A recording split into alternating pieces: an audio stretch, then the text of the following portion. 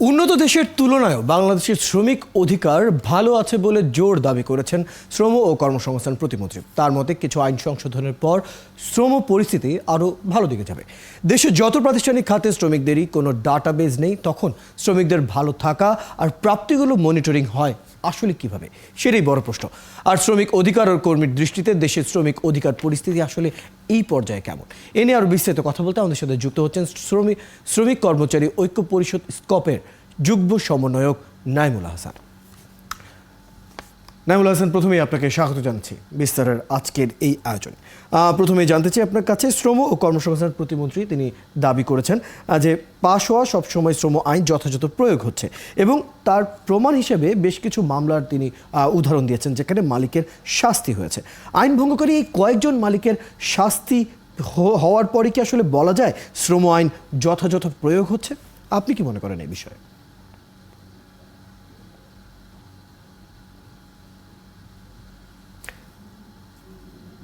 আপনার ডিভাইসটি আনমিউট করে নেবেন। ধন্যবাদ আপনাকে জি, যে আমাকে এখানে আমন্ত্রণ জানানোর জন্য। আমি শ্রমিক কর্মচারী ঐক্য পরিষদের পক্ষ থেকে আপনাদেরকে ধন্যবাদ জানাচ্ছি ৭১ টিভিকে। এখানে শ্রম মন্ত্রণালয় যে বক্তব্যটা দিয়েছে যে বাংলাদেশের শ্রমিকরা ইউরোপ ইউনিয়নের শ্রমিকের সাথে সম্পৃক্ত করে উনি কথাটি বলেছেন, আমি মনে করি এটা সঠিক নয়। কারণ বাংলাদেশের যে শ্রম আইন এখনো সংশোধনের কাজ চলছে এবং সেটা এখন পর্যন্ত সংশোধন হয়নি, এবং এর মাঝখানে এই শ্রম আইনটি আপনার সংসদে পাঠিয়েছিলেন এবং সেটা টিসিসি ট্রাইপার্টাইট কনসালটেন্ট কমিটি যে কমিটি আছে সেই কমিটি উপেক্ষা করতে শ্রম আইনটি সেখানে গিয়েছিলেন, এবং সামনে মে মাসে আমি শুনতে পাচ্ছি যে যেহেতু আইনকে বলে আসছে শ্রম আইন নিয়ে কথা বলবেন, সেটা আমরা প্রতিফলন কি হয় সেটা আমরা সামনে হয়তো দেখতে পারবো।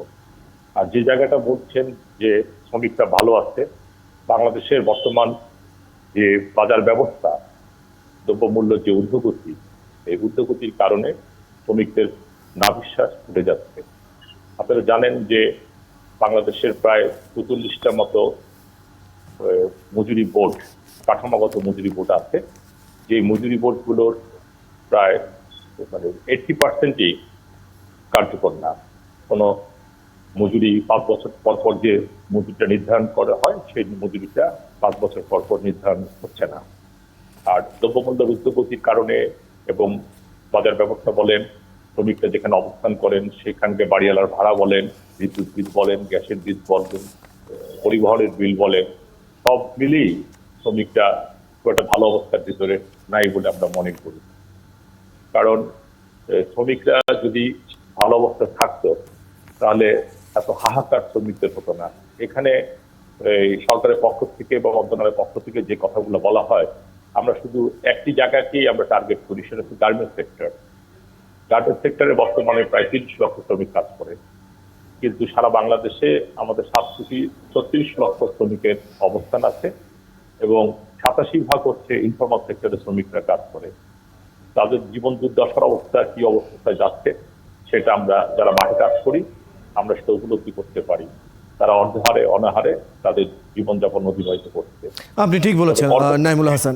এই বিষয়টি তো আমরা আলোচনা করলামই, তার সাথে আরও একটি বিষয় যুক্ত করতে চাই, যেটি হচ্ছে বাংলাদেশের শ্রম আদালতে মালিক পক্ষের শোষণ অধিকার খর্ব করার বিরুদ্ধে শ্রমিকদের যত মামলা হয় সেগুলো ঝুলে থাকে বছর পর বছর।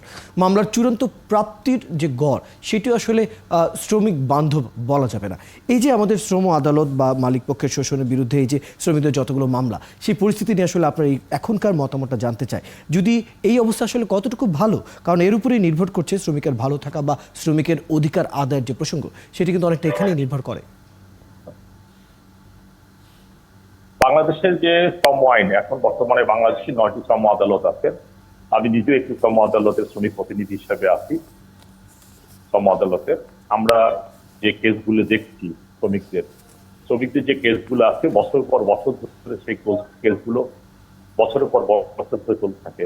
একজন শ্রমিক তার অধিকার আদায়, তার ন্যায্য আদায় এবং সেই ন্যায্য আদায়ের জন্য সে যখন পায় না, যখন শ্রম আদালতে মামলা করতে আসে, সেই মামলা একটা শ্রমিক যদি 4 বছর 5 বছর 6 বছর 7 বছর 8 বছর ধরে যদি শ্রম আদালতে ঢুকতে হয়, তাহলে মামলার অবস্থাটা কি সেটা আপনি নিশ্চয়ই বুঝতে পারছেন। তবে হ্যাঁ, আগের থেকে শ্রম আদালতের মামলা জজ সাহেবরা চেষ্টা করছে, আমরাও চেষ্টা করছি যে মামলাগুলা অতি দ্রুত কিভাবে সমাধান করা যায় সেই জায়গাটা আমরা চেষ্টা নিয়ে করছি। আসলে কাজ করা হচ্ছে। বেশ দারুণভাবে বিষয়গুলো বলেছেন। একদম শেষ প্রসঙ্গ হিসেবে আপনার কাছে জানতে চাই, বাংলাদেশের প্রাতিষ্ঠানিক খাতের শ্রমিকদের গড় বেতন ভাতাও কিন্তু উন্নত দেশ তো দূরের কথা, মধ্য আয়ের দেশগুলোর সাথে তুলনা করলেও প্রথম সারিতে পড়বে না। এ নিয়ে আপনার মতামতটা জানতে চাই। সরি, বাংলাদেশের শ্রমিকদের বর্তমান যে বেতন ভাতা সেটি যদি আমরা গড় করি, সেই হিসাবটা কিন্তু আমরা উন্নত দেশের যে শ্রমিকদের বেতন রয়েছে সেটি তো আমরা দূরেই থাক, এমনকি মধ্য আয়ের যে দেশগুলোর যে শ্রমিকরা রয়েছে তাদের যে বেতন ভাতা তার সাথেও কিন্তু আমরা তুলনা খুব একটা বেশি করতে পারি না। কি মনে করেন এই বিষয়গুলো নিয়ে? না, অবশ্যই বাংলাদেশের যে শ্রমিকদের যে বেতন ভাতা যেটা পাচ্ছে শ্রমিকরা, সেই তুলনায় তো আমাদের পাশের দেশ ইন্ডিয়া বলেন, ভিয়েতনাম বলেন, কম্বোডিয়া বলেন, তাদের যে শ্রমিকদের যে বেতন ভাতা পাচ্ছে তার তুলনাতে আমাদের শ্রমিকরা বেতন ভাতা সেভাবে পাচ্ছে না। সুতরাং সেটা যদি আমরা বলি, দেশ অর্থনৈতিকভাবে আমরা বলছি আগাচ্ছে, আমরা গার্মেন্টস শিল্প এবং প্রবাসী শ্রমিকদের যে রেমিটেন্স, এই রেমিটেন্সের উপরে বাংলাদেশ অর্থনীতির সামনের দিকে এগিয়ে যাচ্ছে। আমরা মধ্য আয়ের থেকে উন্নত রাষ্ট্রে যাওয়ার যে পরিকল্পনা, আমরাও তো চাই যে উন্নত রাষ্ট্রে গেলে শ্রমিকরা একটু ভালো থাকবে, মধ্য আয়ের দেশে শ্রমিকরা একটু ভালো থাকবে, তার জীবন মানটা ভালো হবে। এবং সেজন্য আসলে এগুলো নিয়ে এখনো পরিকল্পনা করার অনেক জায়গা রয়েছে। নাইমুল হাসান, আসলে এই বিষয়গুলো নিয়ে আরেকটু আলাপ করতে পারলে হয়তো ভালো হতো, কিন্তু আজ সময় স্বল্পতার কারণে এখানে শেষ করতে হচ্ছে। ধন্যবাদ সময়টুকু দেওয়ার জন্য।